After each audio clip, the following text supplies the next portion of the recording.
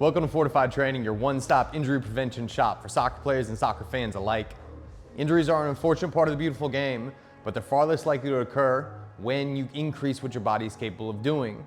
The best way to do that is effective strength training. My name's Ryan, and I wish I had known way more about effective strength training before I got injured.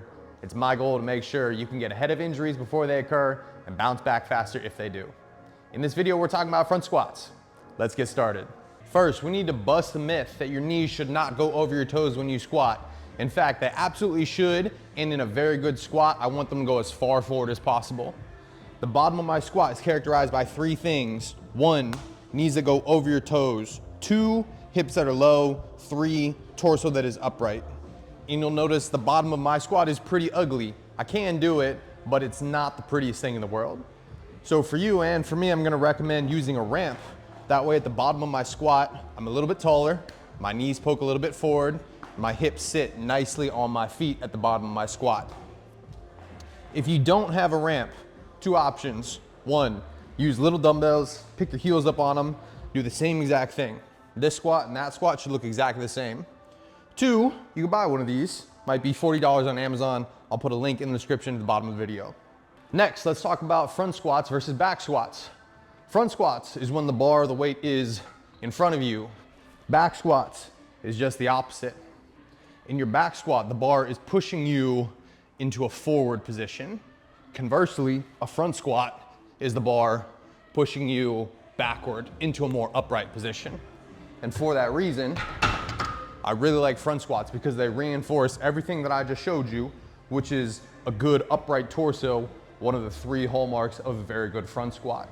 So I'm gonna encourage you to load your front squat with weight in front of you. And if you're doing that with a wooden ramp, just check the weight limit on the ramp and make sure this is gonna support you and the weight that you're using when you do squat. Next, we need to talk about injuries. A lot of folks avoid squats because it's uncomfortable for their knees. But the fact of the matter is, people like that typically aren't strong enough to be able to squat at that depth. So they're avoiding exercise that they need to get better at to make their knees feel better. So if that's you and you can't squat or you don't squat because it's uncomfortable for your knees at the bottom of the movement, I'm gonna recommend a Spanish squat, which is set up over here. You'll notice I have 1 thick resistance band. I'm gonna put it behind something that won't move. And then I'm gonna put one of my feet in each of those. And now, as I move from the bottom of my squat to the top of the squat, in addition to supporting my own body weight, I also need to stretch the band out. So watch 2 squats for me. You'll notice I'm not going as low, and at the top I'm leaning back. And I'm leaning back so the band doesn't pull me off center. This is a nice way to make the quads work harder in your squat pattern without going all the way down to the bottom of your squat, which is something we know your knees don't really like that much anyway. So I recommend Spanish squats for anybody whose knees don't really love to squat in the first place. Be consistent with these, work with these. Also, don't be afraid to load them. So in that position, pick up your dumbbell the same way you would with the band behind your knees. Then over time, you should be able to graduate from Spanish squat over here to a squat, a heels elevated squat without the band, and your knees, because your quads are stronger, are gonna be a little bit happier when they're bending all the way down at the bottom of the squat. Time to recap. 3 characteristics of a good squat. 1, hips are all the way down on the heels. 2, knees poke forward. 3, torso is upright.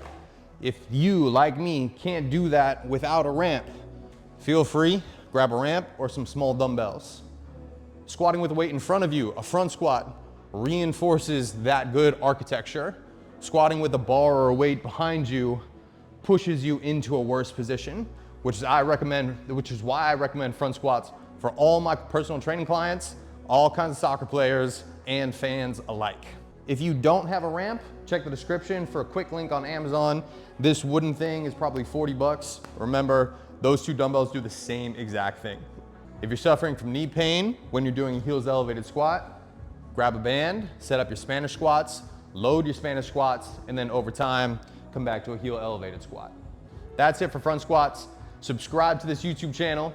Check me out on Instagram at Fortified Training. I'm there every single week with more free content. And check out the practice for injury prevention strength training programs. your workout is waiting for you.